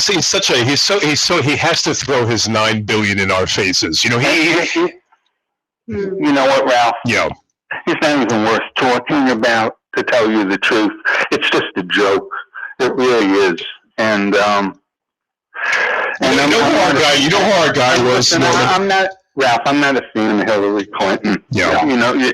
So you have to understand that I don't come from the school of dishonesty, because that's what all these people are. Well, do you know why you're not a fan? She's of the mainstream. You and I mentioned we mentioned a guy named Ralph Nader. And we talked about him the last time, a couple of times when we spoke on the telephone. And a guy like him with ideas that are so far removed from the ordinary politician can never in a million years be elected. And all he does is damage some of the other people that are. I love Ralph Nader. Go ahead. Listen, Z, that's ridiculous. Right. You have to thank. You know how many lives that man saved? How many lives? I'm a big car fanatic, and I know all about Ralph Nader. That's really the reason why. Well, how many lives do you think he saved? He's fantastic in that, but I don't think that. So listen. You always make the. I know you watch Fox 5. You have to. And I know where your head's at, and it's really unfortunate because you're a very smart young man, except that you don't see things the right way. And Neil's a very smart guy. He doesn't see things the right way politically. I think because of Estie's education, she was cheated. Yeah? Did you know you were shortchanged? You know what? I was actually thinking about something, right? There's all types of... Wait, sorry, go on. How does... Don't interrupt Nathan's flow. How does Heshy have the right to call what you say insignificant? And how does he have the right to say women are second-class citizens? You see, the thing is... America, freedom of speech, the right. It's the same way she was bragging about... You know what I mean. And there's certain things that I think you're innocent about. I'll give you an example. And I listen carefully to what people say. I get a lot of flack on your radio station for the way I think, and I really don't care. I think I feel sorry for those people because they're just not thinking for themselves. So that's what's disappointing. But I'll give you an example. Okay. And you made a statement that those ex-convicts, if you bumped into them, you feel that psychologically you could handle the situation and everything. It's naive of me, I know that. I was hoping she wasn't really serious, but I can't tell. I would like to try. Maybe it's possible. I know. Listen, Esty, I know you'd like to try. Fail, there's no reset button. It's not a video game. Esty, listen. Did you ever see Jaws? Oh, I did see The Majestic. I did see Jaws. Yeah, I did like it. Roy Scheider, yes. Yeah, I knew you would. That ending was great. Anyway, you saw Jaws, correct? You don't. Yeah. I know you don't like sharks, right? I think I saw one of them, like on TV. It was on. Listen, but the point is, sharks mutilate, and that's what those guys will do to you. They'll mutilate you. Those guys have the prison worker under their thumb. They had oh my goodness! They broke out. Norman, dig this. They broke out. That was our next subject. They broke out with power tools, and they were able to smuggle everything that they needed into that facility. Yeah. They played on her. I don't know her. She was down and out with her husband. They were going to have her husband killed. I mean, that was a convo. That thing is better than any movie that you could ever write. Yes, because they know how to manipulate. Yep, exactly. Manipulation. My favorite part of the whole story was after it came out in the beginning that they escaped with power tools and all that stuff. We're like, maybe they had outside help. Really? Oh, you think they had outside help? The latest is that they spotted a jar of peanut butter with his DNA on it. Watch that skinny peanut butter there, guys. Chunky or creamy? And isn't there a certain side to you, Norman, that hopes they get away? No. Okay, good. They're bad people. Because I'll tell you something. Why can't some criminal for taxes get away? Why do they have to be murderers? We've always rooted for guys like Dillinger and guys like Jesse James. There's a certain they made it sexy, exactly. Yeah, Al Capone. Go ahead. Yeah, wait, listen. The reason why you rooted for Bonnie and Clyde and Bonnie and Clyde, Warren Beatty, and they were robbing banks. Who's the other one? Right, because the average American was getting the screwing. That's it. Okay, so you have such a way of bringing you to the fore. Well, listen, a few years ago in New York, they had the Republican National Convention, and I think it was for Bush about 12 years ago, whatever. Yeah. Anyway, I was in the city in a bar, and I met this woman, and she's like the top kind of person in the Republican Party, and she was there for the convention. And we started going out. We had a really nice relationship. And after a while, I was doing to her what Bush was doing to the country. Yeah, pretty much that. That's a good Woody Allen joke, by the way. You stole that. Right. You stole that, baby. Yeah. That was in, what was that, in Annie Hall? Listen, I got to make sure that you're watching those videos. Of course. And by the way, give us a movie. Give us something, hold it. Out of the mainstream, something that people will say, wow, I've never heard of that, but man, I want to see that. Yeah, give us that. Go ahead. All right, I'm going to give you a film that will kick your ass in. Yeah, go ahead. Because of what happened in this church. So I'm going to tell you. It's a documentary. It's called Murder on a Sunday Morning. Murder, and who's in that? Your movies are so random, like walking to the store or fruits and vegetables. Like, it's so random, the names. It's a documentary. What's it about? Tell us. Oh, it sounds good. It's about a murder on a Sunday morning. Wow. Give me the name. Murder on a Sunday morning. And who's in it, Norman? Walking on Tuesdays. I don't know. The guy that's the one that was accused of murder. On Sunday morning? Yes. And so a bunch of unknowns like that. No, this is with real people. This is a documentary about an incident, a murder that took place on a Sunday morning. Oh, it's a documentary. I'm sorry. Who directed it? Do you know? I don't know. Okay, go ahead. But I just want to tell you something. When you see the prosecution team, that team belongs in prison. Can you say they let him get away with it? Listen. Oh, it's an Oscar-winning documentary. I'm looking it up right now. Oscar-winning. Listen, those prosecutors are as insane as the kid that killed the people in the church. You didn't tell anybody what I want to ask you something. I want you to give you a chance to say something right now. Every time you call this program, there's invariably two guys in particular that call and they wait for you to call, and then they call, and then they call and they bash you. And you're not able to retaliate because you're on the phone. You know what? Let me just get your retort to those callers that have preemptively that have been now, because they know we're going to get them after we hang up with you. Go ahead. Is it Joe McCarthy and Jack Webb? Yeah, it's probably Jack Webb and it probably is. It probably is Joe Friday on the other end. Yes. Did you know that Joseph McCarthy's father was Charlie McCarthy? That's why they were both dummies. Oh, and you know something, Norman? With that, we're going to say, hey, by the way, Norman, let me tell you something. Shots fired right there. Don't you dare ever... And listen, I just want one other thing about, first of all, Mitchell always says, I'm so far to the left. Well, Mitch is going to call us.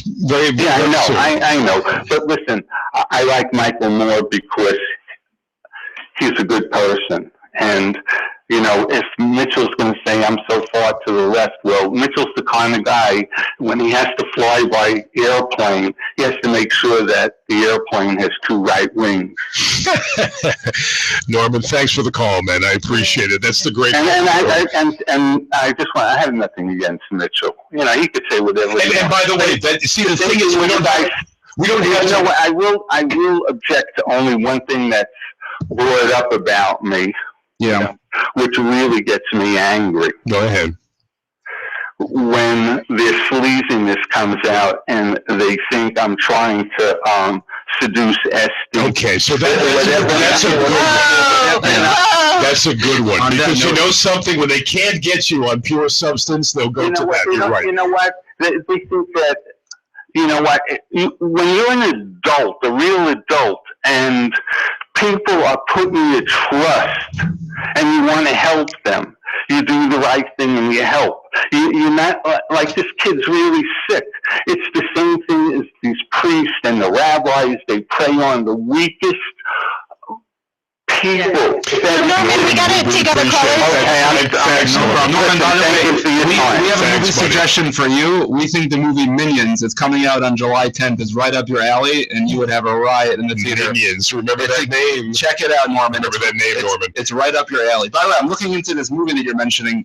Something about a murder trial. A 15-year-old African American is wrongfully accused of a 2000 murder. Does anyone know about this? Because it sounds like such random this is before my time. I don't know. I'm saying this is a documentary. I'm going to definitely check it out. Let's go to Mitch. This is the Just Enough Heshy Show. Yeah, this is the Just Enough Heshy Show. You can call in at 718-303-9090. Calling card, Mitch. What's happening? Hey, Mitch. Hello? Yeah, hi, Mitch. Hi, how you doing tonight? We're doing well. What about you? What's happening in your life? Oh, great. As predicted, of course, I'm going to take on. Take him on. Take the gloves off and take him on. Go ahead. Again. Should have them both here, one too. We should. Go ahead. Norman, stop getting your information from WBAI, and perhaps you could talk with a normal person.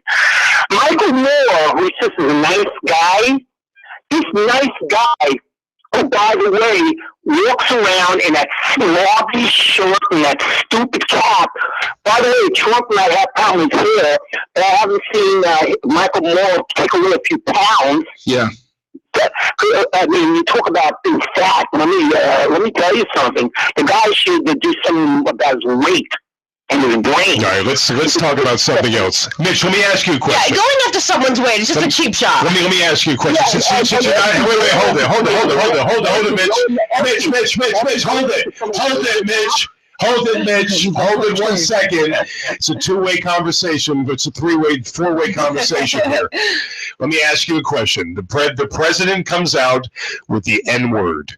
So now with complete, I mean, we give him the biggest pass in the world. Why? Because he's partly African American. How do you feel about the president being able to go on a very, very popular TV show and just say the N-word? Now, I can't say that word right now to you. I feel like a baby to a certain extent that I have to say N-word. Yeah. I mean, I feel so. And if Hillary did it, oh my God. But how do you feel about the president able to do that with impunity? Go ahead. Well, that's part of the problem. We have to say the N-word. I mean, when did that become? What happened to your phone? Yeah, I think you're talking get closer to the receiver there. Let me ask you, when George Carlin put out the famous album years ago, The 7 Dirty Words, I didn't know the N-word was part of George Carlin's bit. The FCC wants to, of course, make everything politically correct. You can't say the N-word. You can't say retarded. You can't say retarded. You can't say homo. You can't say anything which is sort of negative. It's really being like these days. Everything offends somebody. You know that? Everything offends somebody. Do you vote down the line Republican? No, absolutely not. What's your political stance? Okay, I see that coming, to be honest. 100%. Since the day I started voting, I grew up in Brooklyn. I grew up on the FDJ. People know the community I came from. I was always independent. I always thought that both parties, by the time I was able to vote, I'm now 55, were basically whether you root for the Mets or the Yankees. That's what it came down to. When I was a kid, Ralph, and this may be before your time too, both parties, believe it or not, used to have people from both sides of the issue. There used to be a very conservative Democrat who I love by the name of Henry Scoop Jackson from Washington. Right. He actually writes for the Miami New Times. I know who he is. He was one of the most finest people you can ever meet. I met him many years ago when I was a kid. He impressed me. He would have been the type of Democrat I would have loved. Now, on the other hand, look at the Republicans. They used to have Javits. Javits could have been more liberal if you basically said the word liberal. Rockefeller was basically very liberal. There used to be both sides of the party, and it was interesting.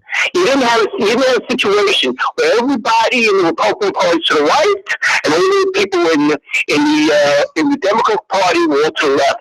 That's these days. We don't. That's the thing about it. Do you know that Kennedy, if he was in the political scene right now, he would be very, very, very conservative. So that's how far afield we've gone. And let me ask you too. Aren't you? See, the thing is, Mitch, is that we can't make a decision anymore without consulting the political law. In other words, if you're a Rush Limbaugh kind of a guy, God forbid you cross that line of demarcation, you're done, and went to the other side of the aisle. This is where we've lost in this country. We've lost our true independence, and that's what this country was made of. Ralph, you're 100% correct. I can tell you that whatever station you listen to, specifically you mentioned Limbo, okay? Right. If you look at that entire OR formerly ABC lineup, whether it's Rush or whether it's the gentleman in the car afternoon, you know I'm talking about. The guy who likes to use regard every 5 seconds. Right. You can't go against your line. And you always say the same thing. Give me 4 reasons why you enjoy Obama so much. I mean, it's so ridiculous. I don't have, what am I going to do? I have the information in front of me. What I have? Do you know what the true liberal used to be like, Mitch? It was that the true liberal would talk like the libertarian speaks these days. Yeah, exactly. He would say that I want, he would mimic what I said before. He would want government out of his life. He would want to be able to go about his business without having somebody breathing down his neck. He would want the least amount of rules, the least amount of regulations, and that's what the true liberal used to be, the classic liberal. Yeah. What we have now, so far, I can't even identify exactly where they're coming from. I don't know where they're coming from. They want. That's the problem. You know, as you said, the libertarian, that I can tell you that I consider myself more libertarian than anything, because I'm pretty much, and SD knows this, I'm pretty much 100% pro use of pot.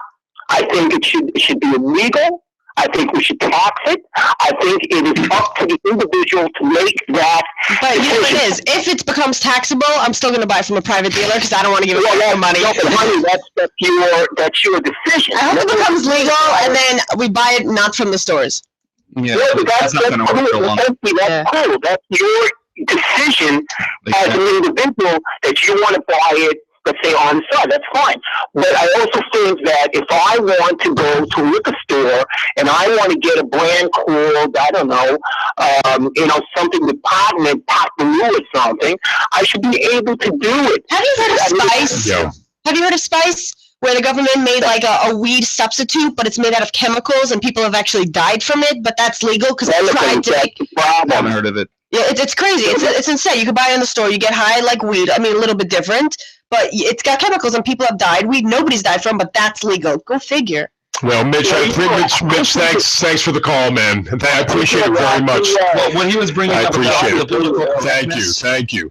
When he was bringing up about the political correctness, it actually tied into something that I wanted to talk about. Yeah, sure. We discussed it before. Is that it probably didn't make like the major headlines, but it was a little bit in the international news. Is that an Israeli politician's wife came under major fire yesterday because she made a tweet about Obama, and she wrote, and I'm just repeating the joke. She said, "What is Obama coffee? Black and weak." Now, is it a bad joke? Probably. Is it a good thing to strengthen Israel-American relations? Probably not. But is it racist? Who tweets? At what point? Politicians tweet? But at what point is it racist to say that Obama's? I mean, we're so overly sensitive now that it's. What if she made the same joke about Sarkozy and said, "What's French coffee?" I'm sorry, what's Sarkozy? He's French and weak. We made that comment before. Yeah. We can't get away with anything anymore. Right, but I'm saying he can't say anything. But he's black. He can't do anything. We have to watch everything we do. This country has deteriorated to the point where I'm telling you, I used to say we're the greatest country in the world. I'm not so sure anymore. Yeah. Let's take another call. So let me just say, this is the Just Enough Heshy Show. Give people the number again. It's been a while since you said that number. If you'd like to call in, you can reach us at 718-303-9090. Hello, you're on the air with Ralph, Z, and SD. You're on the air. What's happening? Hey. Yes, hi. There are a couple of things that I wanted to say. I listen to you quite often, and as one of the things that was, I wanted to discuss the elections, but one of the women callers, I forgot her name, she was saying that people in the South are very anti-black and all of that. And my son lives actually in Nashville, Tennessee, and that's the assumption that I made when I went there, you know, expecting people to be that. Yeah. And actually, I encountered actually the opposite. They're actually very sophisticated at times. But I'm saying now, what's your name first of all? Sarah. What is it? Sarah. Sarah, let me say that I was down there. I'm an actor. I was down there doing theater, and that was about 5 years ago. Let me tell you something. There's an underlying there's something that's just about to bubble to the surface at all times down there.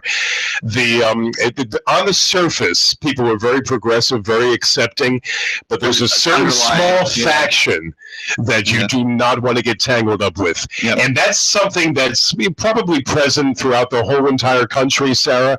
But there's something, unless you can tune in, you're down there for a certain length of time, you wouldn't notice it, but it does exist. And I'm not saying it doesn't exist in New York here. Probably to a lesser state. Go ahead.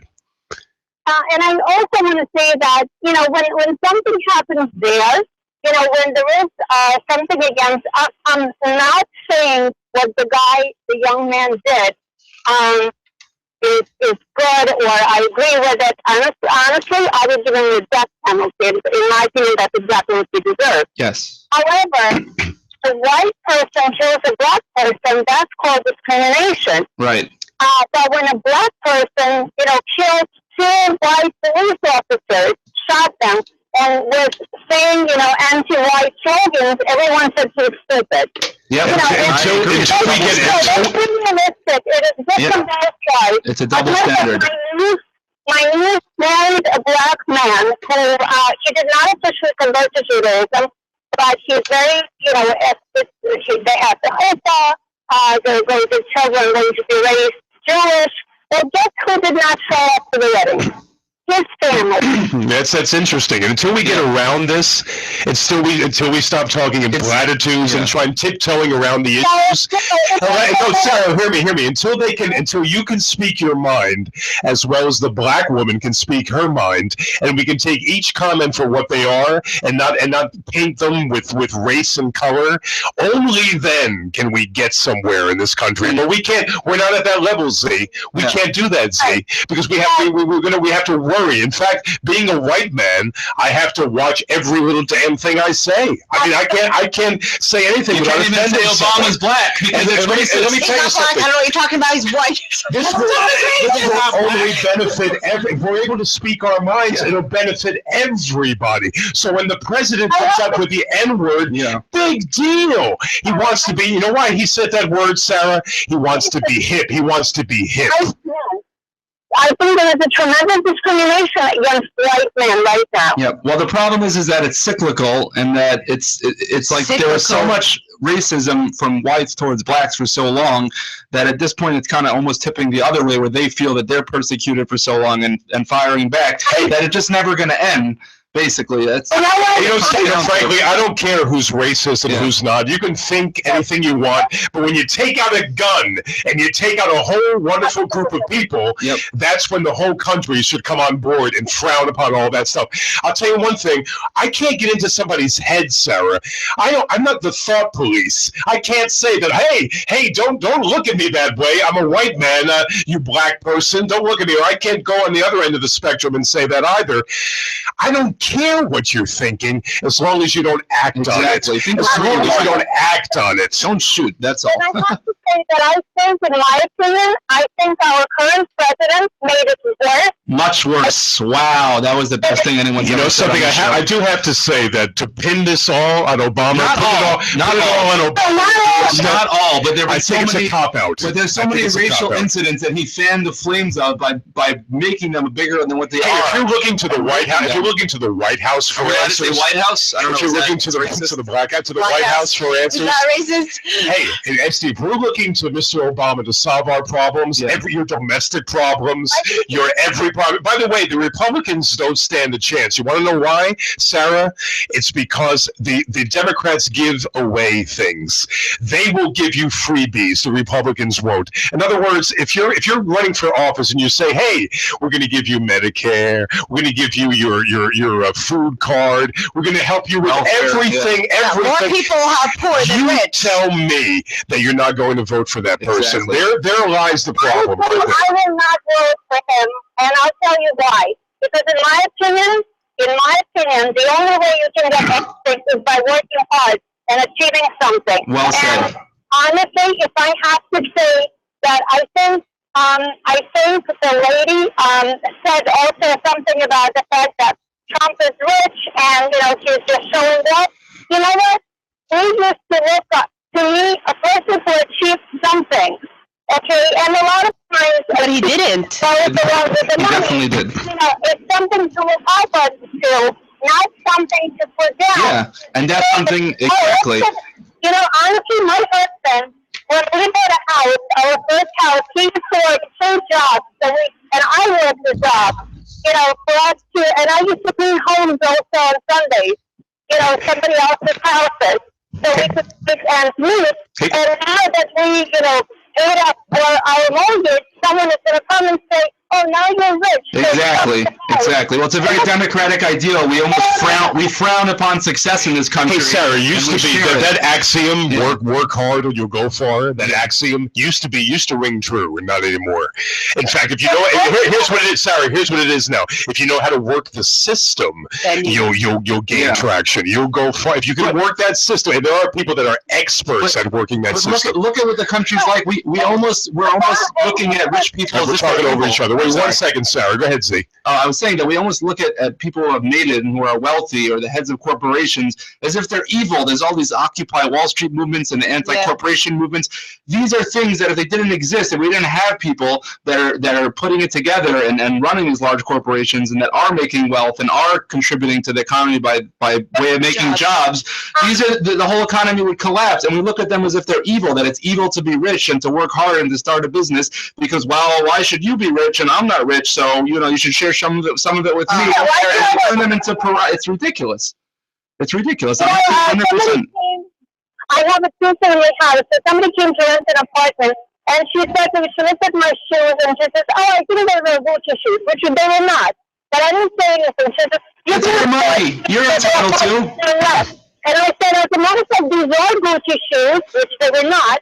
And I said, and I worked really hard to buy them.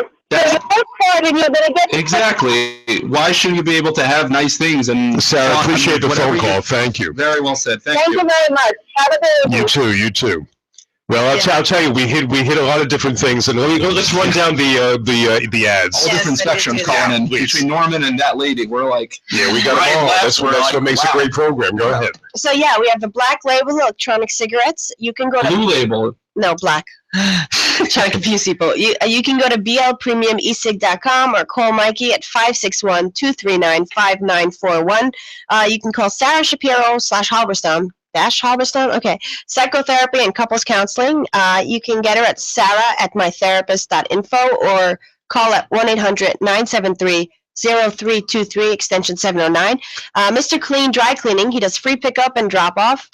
If you mention the show, the Just Enough Heshy show, you can get 25% off. 25%, people. That's a lot. Let's go. So you can get him at mrcleandelivers@gmail.com or call him at 347-369-3051.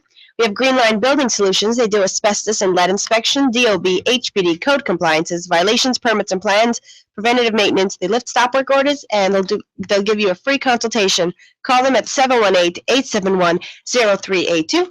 This is the Just Enough Hershey Show. We're on Monday and Tuesday from 7 to 9 p.m. You can get us on Facebook, Twitter, #Just Enough Hershey. We're live on YouTube, Just Enough Hershey. You actually type in Just Enough Hershey and something will come up so you can find us.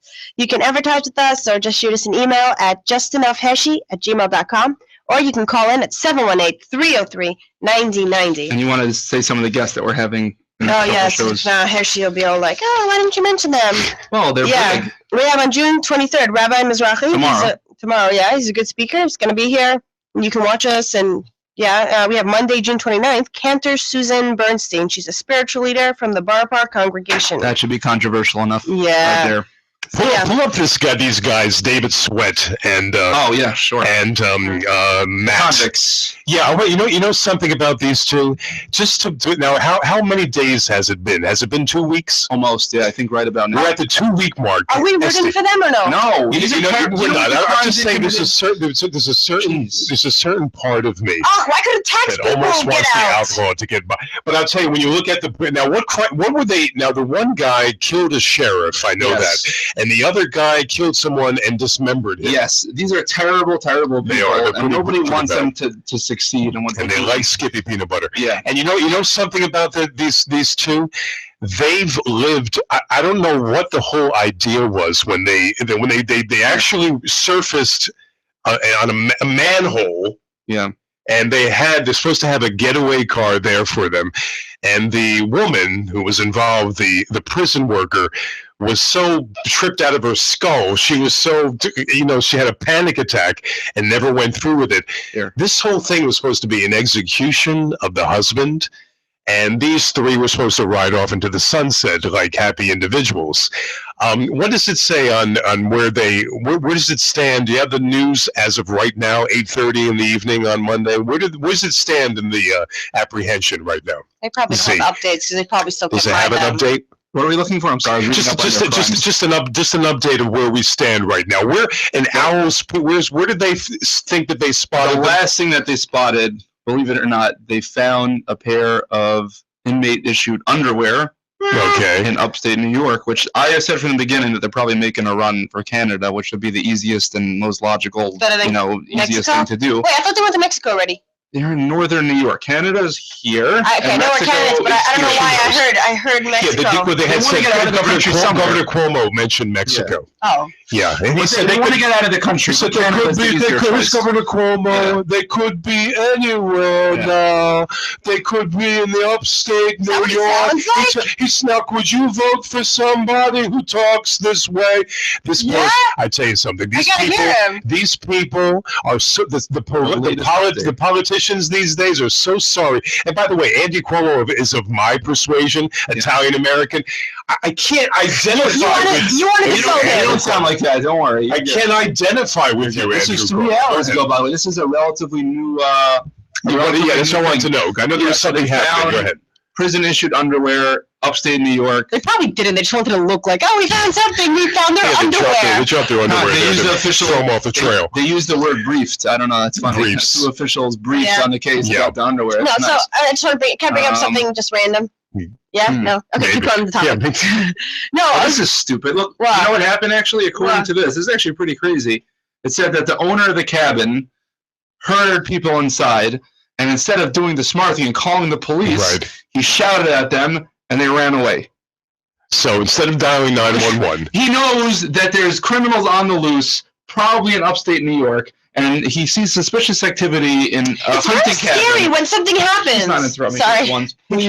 So tell me something. You said something the last program. I didn't hear it. Tell me what you said. Now, if you were able to encounter these two individuals, she's gonna use her karate moves and bring them down. Give her the mic. Yeah. What now? If you saw them, there's $50,000 on their head each. So you got $100,000 coming if you can be of service to the officials. I can't do it for money. That just seems even more wrong. But that's going to be your reward anyway. But tell me, you won't do it for that reason. You just want to apprehend them or whatever you want to do. How would you deal with these two?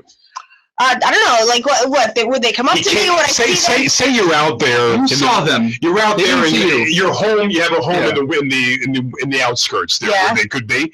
And you spot them, and they're out there. You want to talk. You want to take it into your own hands and talk with them. Right. I'd go over and be like, you got to smoke? Oh, you have a light? Oh, you need a cigarette? That works every time. Because you can't. Come on, how could you hate someone who's giving you a cigarette? Yeah, it works. So you approach them on a human level and try to reason with those. Yep. People that dismembered somebody 15 years ago. What? Both of them dismembered one person? I'm sorry, one of them murdered somebody in the head, and the other one dismembered. So they're both. Equally. Oh, they weren't friends before? No, they were both randomly imprisoned together. They weren't buddies. So I'll tell them about the people I decapitated, so they think I'm one of them. The whole dynamic is interesting because when I think about those two, I have this picture in my head. You should check Estes' freezer, everybody. Yeah, I had this picture. Okay, I have a private freezer. My parents check it. I just had this picture in my head of two guys just on the lam, just doing what they can do, and after a certain point, it's difficult to find them. Yeah. Like you get to a certain point in the trail gets cold. Yeah, you just can't find them But anymore. this guy is such a moron. Yeah. He knows everyone in upstate New York is on alert for suspicious activity. That's probably these two escaped convicts. He hears noises coming from this little abandoned hunting cabin. And instead of calling the cops and getting the place surrounded and possibly doing something, he decides to go in there on his own and say, "Hey, people, get out of here!" And they run away. They didn't kill him? In the heat of the moment. Yeah. In the heat of the moment, you don't know how you're going to react. It's very scary. Something happens. No, but I'm saying he heard the noises and he went purposely to investigate. But how did he know what it was? Maybe it wasn't something problematic. Again, that's the whole point. You don't know, but given that you're in the area, which is probably the 99% chance area where these people are known to be hiding out. So first you call 911? Yes, that's what I would do if I know that there's two escaped murderers in upstate New York and I hear suspicious noises coming from an abandoned cabin in my property. That would probably be the first thing I would do. It's scary calling 911. Then you're involved. They'll say something. If you didn't do something, they can arrest you. He just called him later. Okay, but they do not promote helping cops. So because you do the wrong thing, you can get arrested for not helping fast enough, for saying the wrong thing. Honestly, of all the things you ever said on the show, I've never heard something so backwards in my entire life. But that's a great strategy. No, I don't think. If you watch a crime happen and you don't stop it, you get arrested. Nothing happened about spotting a crime. There's suspicious What I'm saying is you don't call cops right away because you don't really know what to do in that. I don't know. Here's the way they frame it. I don't even know what to say to that, honestly. If you would assist in the arrest of these two, if you play a part, you garner $100,000. That's if you get both of them. So that would be the smart thing to do. Right. Let me tell you something. When that thing is over their heads, there's something inside you that wants to be hero. Yeah. But if you can't just apprehend these guys yourself, you gotta think smart there. I know upstate New York is a little dull to begin with. Call the authorities. Yeah. Let them go down. He didn't go in there with guns trying to capture them. There's something screwy going on. He shouted at them. But there's something strange going on. Why can't they find these two? You mean they're combing these areas? These high-tech people? These people that have the numbers are outrageous. It's a matter of time. They can't find these two? It's a matter of time. The FBI always gets their man. What's the problem here? Me and Heshy had it out last show because he thinks they're going to get away. We actually bet $100 on it. People think they're going to get away completely? That's what he says. He thinks that just because, and a lot of people think just because maybe it's not going to be as strong of a story in the media because it kind of dies down, that the FBI is also dialing it back. Once they're on the list and the FBI is looking for them, they don't stop. They're going to keep on looking just as hard for the next month. Sweat. Hey, Keith Sweat. I mean, David Sweat. And Matt, if you're around there, if you're listening to the program, give us a buzz. Yeah. 718-303-99. Can you give us a cigarette? Because we're all we want the money. We don't care about you. We want the money. We'll split it with you. No, I'm kidding. But so here's the deal. Fortune hunters. No, they don't have those. They do. Bounty hunters. Sure. Bounty hunters. Yeah. Since you two have been on the radio on a regular basis, how's it changed your life? Huh.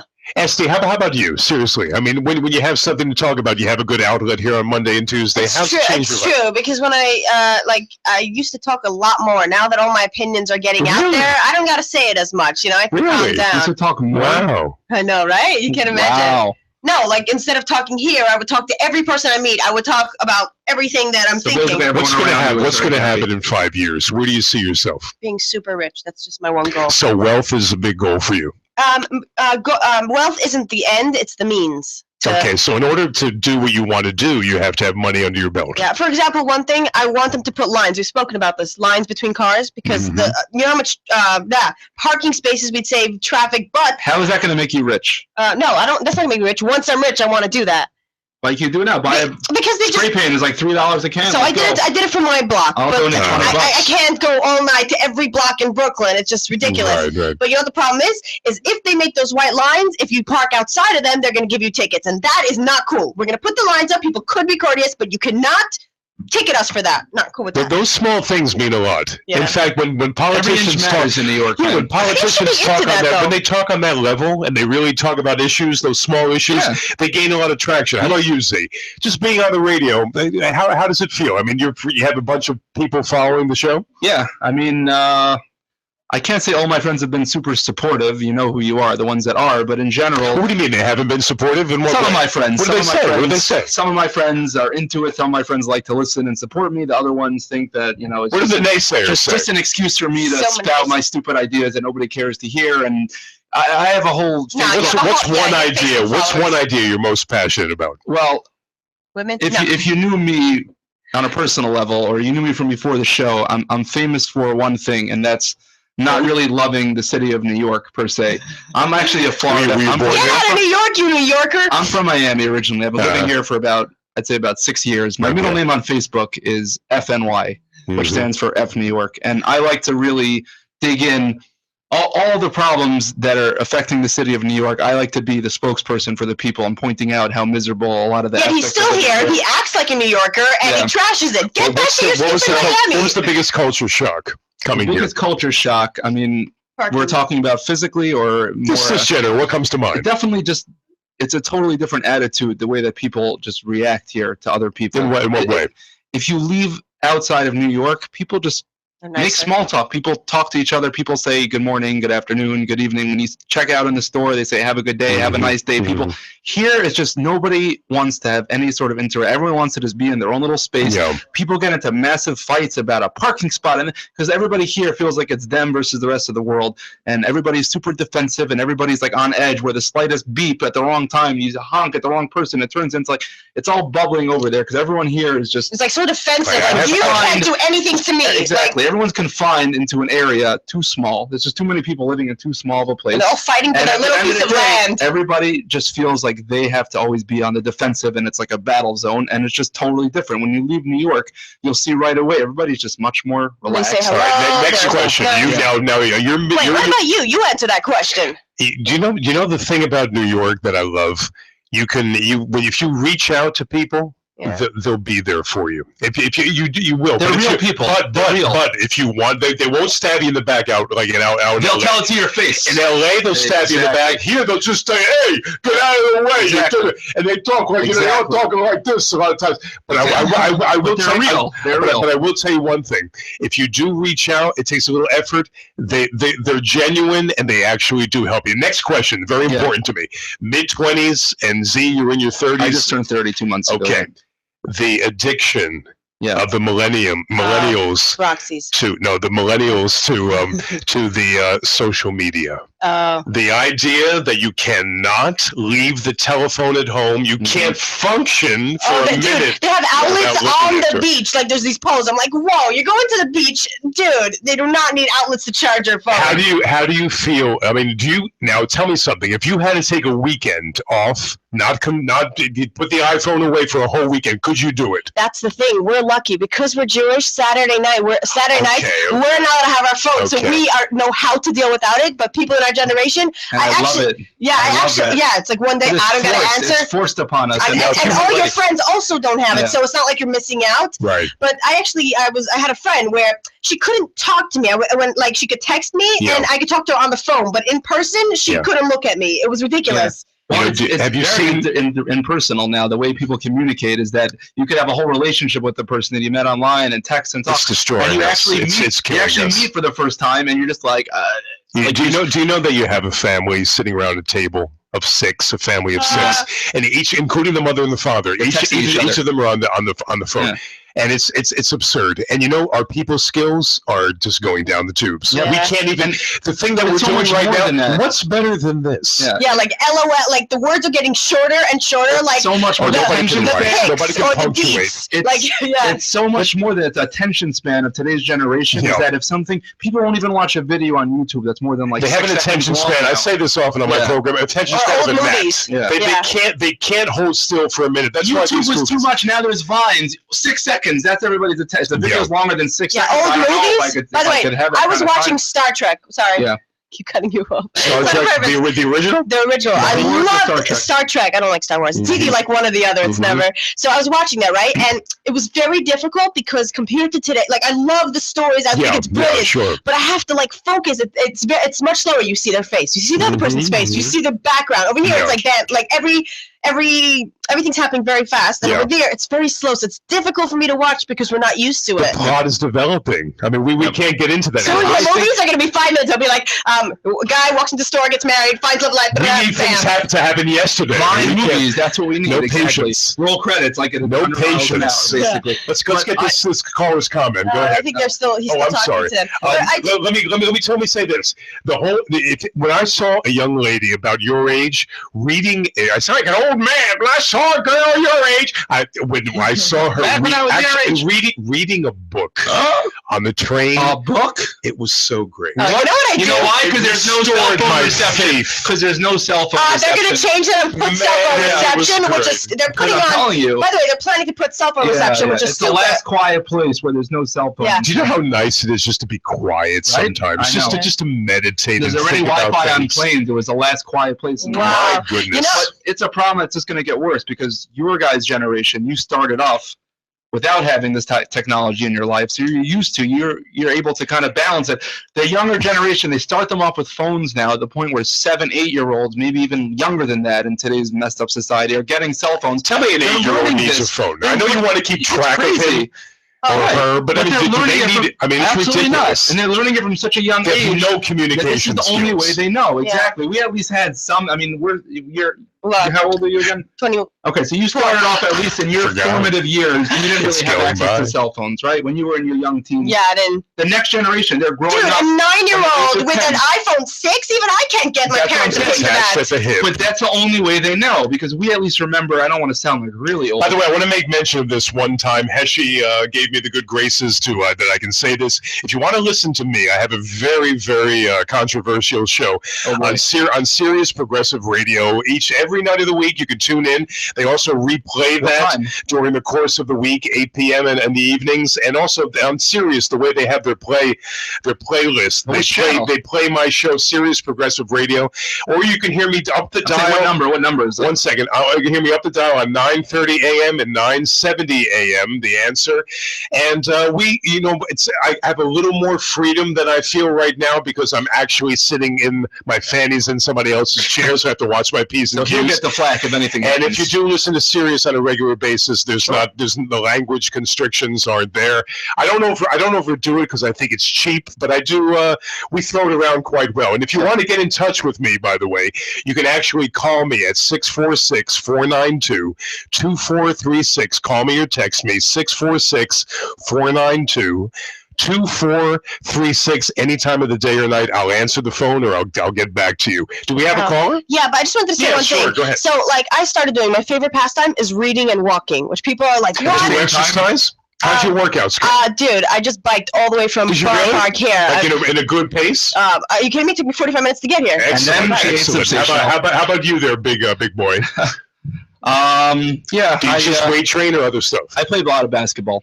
I used to be more of a runner, but then I realized... You play full court basketball or half? I play full court, I play half, I play all sorts of sports. You play with the brothers or you play with white boys? Everybody. I go to the park, sometimes I'm the only white guy in the court. Where are you from? Where are you living? I live in Flatbush. I live... How's the life in around this part of town? I'm not sure. It's a little bit different than I feel like Flatbush or Brooklyn, there's literally a box around it where the Jewish community area is, and right after you cross that border, it's like a whole nother ballgame. But our little community here is very... Are you immersed in the Jewish community? That's 99% of the reason why I have any Gentile friends besides myself? Very, very many. I like to consider myself a very worldly person. I actually am a good traveler. Cool. So yeah, I just wanted to finish saying. So when I read and walk, people look at me so weird, and they're like, "You walk and read at the same time?" I walk and read. You go? No. Have you had any bumps from all the? No, but when people look at me so funny. But when you're on your phone, I almost bumped into someone on their cell phone while I was reading. Yeah. But I'm weird and they're not. I'm sorry. So yeah. The woman reads and exercises and walks and chews gum at the same time. Don't read and write at the same time. By the way, there's plenty. You know what I noticed when people have 2 hours? Towards the end, they're always saying how we're coming to the end. We're coming to the end. That gives a negative vibe to the people. We got plenty of time left. I don't quit until the hand's on the 12. So yeah. So let me just mention this is the Just Enough Heshy show. Hello, you're on the air with Ralph SDNZ. Hello. Hello. Hi. Yes. How you doing? What's happening? Oh, I called in a few times. I tried to call in a few times and I chickened out. But this is you big chicken. What made it different tonight? Well, tonight I really got a bug up my rear end. Yeah, go ahead. You can say that on the show. I'll let you say it. Yeah. No, I don't what's your name? What is your name? Billy. Okay, Billy. Go ahead. Go ahead. Talk to us. All right. I stumbled upon the 7 into 28 skit with Abbott and Costello, and I have it on right now. And this has got to be like one of the greatest and the funniest skits that ever was put on the air on television. Do you know that all of these partnerships always end with them hating each other? I mean, you talk about Lewis and Martin. You talk about these two. Every single one of these great partnerships always end terribly. Luke Costello. My brother told me that today. He said that Abbott was drunk and he used to beat up on Costello. I don't know about that. See the three. You know, Abbott was a great straight man, very underrated. The guy was a genius. And you know that Lou Costello from my hometown, by the way, Paterson, New Jersey. That's where I was born. The great Lou Costello, the great Larry Doby, the first American, the first black in the American League, Paterson, New Jersey. Yeah. So what made you, out of all things in the world, Billy, what made you bring up Abbott and Costello? Go ahead. Here's the deal: if people would like stop talking on all this hatred and prejudice and this guy smells and you're ugly. I mean, like, you go down the line of all the things that go on every day, and there's the one key factor in this world that people skip over, and that's like just being funny and to laugh and to humble yourself and just have a good cry from something that's funny. Yep. And I mean, like, you could cry when you are happy, you could cry when you're sad, but there's something that when it reduces you to tears, it just hits you at home and it all makes the same. you so good. And that's the only thing that people don't do every day is cry. And either for laughter or for... Billy, where are you from? I'm from Brooklyn, Benson. And what year were you born? I was born in 50. I'm a Virgo. Okay, so that makes you 64, 65 years old. Okay. Yeah. Can you tell me what Brooklyn was like circa 1959, 60? I could imagine. Oh, forget it. Forget about it. Yeah, go ahead. It was like all the prejudice and hatred was sky high. You're talking about like all the different nationalities fought with each other, right? Guns. The Italians versus the blacks versus the Irish versus this versus the things in New York. Prejudice. Yeah. Total prejudice. You name it. They hated that. It was. And when did you see that tide start to turn? Actually, it really took a long, long time. Up until about maybe I would say the 80s, it stopped. And then people caused that. That was because a lot of guys went to jail. So we just got rid of the troublemakers, and then all the normal people got along. And I'm one of them. So yeah. I know I learned my lesson the hard way. So tell me what put you behind bars. 2 banks. You took 2 banks? Yeah. All right, let me ask you somebody that's been there. This David Sweat and this Matt individual. Just from what you understand about these two, how much balls does it? How many balls does it take? How much balls does it take for these two to do what they did? And by the way, what is the chance of them? What's the chance of them never being found? It's 0 to a million. They like 0 to a million. What do you mean 0 to a million? What does that mean? 0 to a million chances they're never gonna make it. They're never gonna do it because. Right, so there's okay. This is great. I love this. What facility were you in? Oh, I was all over. I did the circuit. I went from downstate. I was upstate. I was in the Brooklyn House. You name it. When you were in the camp. I was actually in Sing Sing for one day. Wow. When you were in the can, right, and you had all those hours to contemplate, what turned it? Because right now you sound like a great individual. I mean, I'm sure you were a good guy even back then. You just like to rob banks. What the hell's wrong with that? Yeah, but that's where they asked the bank robbers, where's the why do you rob banks? That's where the money is. Yep. What turned it around for you, if indeed anything has turned around? You can't let me finish the question. You'll be able to talk. What turned it around for you, Billy? Go ahead. God, so religious, and like started praying to God. God did it for you? Well, not really God. Only it was a matter of my family. I ridiculed everybody. I mean, I humiliated my whole family. Right. I made my family look like SHIT, sugar, honey, iced tea, and it was like it was me against the world and my family in the middle. I said, if I'm going to be Billy the Kid and John Dillinger and have everything and be rich and get away with it, my family's going to be the one to suffer when they find out. And that's when I said, I got to stop. I got to go straight. All right, so thank goodness for the family. Thank goodness you have some other people to look after. So as you stand right now, Billy, how do you see the future? I mean, what's happening? It's gotta be. You gotta learn to do without. You want to buy a new car? Earn it. Get an old car, a Scotch bond, and get anything that runs with 4 wheels. All right, we'll get Billy. I appreciate the call. You're going to keep in contact with us. Let's final thoughts, Esty. Anything on your mind? The last 2 minutes we have here. Well, usually we read a quote. Yeah, and by the way, Heshy, thanks so much for letting me sit in. Yeah, tell us again about it. Again, thank you so much. You want to hear me on Sirius? You want to hear me up the dial?